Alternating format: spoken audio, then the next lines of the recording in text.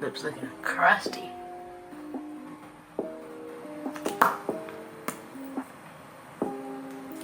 Hello everyone, welcome back to my channel. My name is Betty for those of you who are new here today.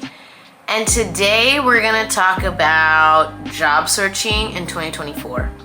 For those of you that are new here, I got laid off last year in 2023 by Microsoft, and I pretty much know what to do and what not to do while job searching in this kind of economy. So I'm gonna share a little bit with you about what has worked really well and what has not worked at all during my job search. And then we're gonna get into chit-chatting a little bit about, what else are we talking about today? And then we're gonna get to chit-chatting a little bit about my birthday anxiety. My birthday's coming up and I've been planning for it, and I kinda just wanna talk through and vent about some of the thoughts I've had about planning for that and just like having adult friends in a new city and just like trying to include also your friends in other cities. But yeah, all while doing my real wash day routine. So let's get into it. First and foremost, I want to start off by saying that if you are laid off, you are not alone. There are a bunch of other people out there who have lost their jobs. You're not underqualified. The job market just sucks. It's not anything you're doing wrong. The job market just sucks. I know you're frustrated from interviewing and applying over and over and not landing where you want to be, but I promise it will get better and I promise you'll get hired. And I hope you walk away from this video feeling motivated and learn a thing or two on what you could maybe do differently, because you're probably really burnt out from interviewing and applying and just like trying to keep a smile on your face and act like you even care whenever you are meeting a recruiter. So this brings me into my next area that I want to touch on, and that is LinkedIn. LinkedIn feels like Facebook right now. People are posting on there, venting, and using it as like Instagram, it feels like, and I feel like sometimes it's lost its professionalism. And as soon as I saw a job listing on there, there was already like 1,000 applicants. So LinkedIn really never helped me. But you know what did help me get an interview? This app called Otta and Built-in. As soon as I switched over to those apps and applied through there, I immediately started getting interviews. And once I applied from there, I would immediately go search the company and a recruiter on LinkedIn and send that person a request and ask them about my application or look for anyone in my network for a referral. And I mentioned that LinkedIn is like social media, so there is an algorithm to it. And you probably are not using the right keywords, and it's probably really hard for a recruiter to find you. So I paid for a service where they fix up your resume and they update your LinkedIn so that you are coming to the top of recruiters' search whenever they're looking for candidates. The service also included that they would apply for like 50 jobs a day for me.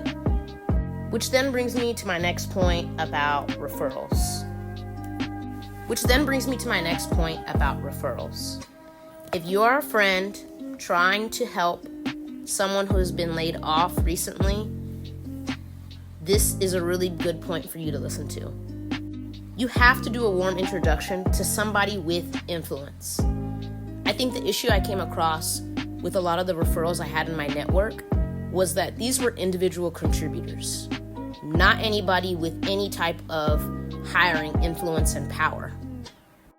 And once this person is referred, it's really important to ping the hiring manager with a blurb of the person's background and just communicating for them to take a look at their application. If not, you are applying blindly and getting referred, and your application is going to a black hole, and no one's ever going to look at it. My entire year of applying, I only got an interview and got a role from a referral from somebody that had a senior level position or a VP that was my mentor. that gave me a referral. So again, referrals work only if someone with influence and power is referring you. And then this brings me into my next point about conferences. I attended Grace Hopper virtually, and at this point in my career, I'm basically mid-career level. I'm not so sure how beneficial Grace Hopper is for me anymore, and I'm gonna have to look for a better professional level network. I also went to NSBE in person, and I did get an offer from there, but they wanted me to relocate from New York to Los Angeles with no relocation assistance. And I'm still in the midst of basically negotiating for them to let me be remote so that I am not coming out of pocket for relocation. And last, the most important and beneficial resource that I have learned during this time of being unemployed. I use this website called igotanoffer.com. This quickly taught me that I was selling myself short. I'm a firm believer in paying money to invest in myself, so paying for this was so easy. I got a coach, and my interviewing changed 360. If you want me to give you the coach's name that I used, comment below asking, and I'll give you her name. Okay, wow, I'm running out of time. I didn't think I was going to talk about my job stuff that fast or that long. But my birthday's coming up, and it's just so hard trying to plan for friends that I have in New York and then friends I have back home in Texas. I am not a party planner. I'm not an event coordinator. It's not my job. But the older I get, the more I realize just focus on people who live in close proximity to you first. Because once you try to accommodate everybody that lives everywhere, that's when things get complicated and you're just stressing yourself out for no reason. And hopefully, your friends don't make it a big deal and they're understanding at this big age. If not, maybe we need to reevaluate some things. But the older I get, the more I realize convenience is my number one priority. And I already, I'm a planner by, profession. I get paid to plan. I do not want to be planning extra hard and being stressed out for my birthday. So the easier, the better for me. So yeah, this year I decided to do a brunch, keeping it chill. Well, that's all I have for y'all today. Make sure you just subscribe. I can't talk and I'm running out of time, but subscribe and see you all in the next video.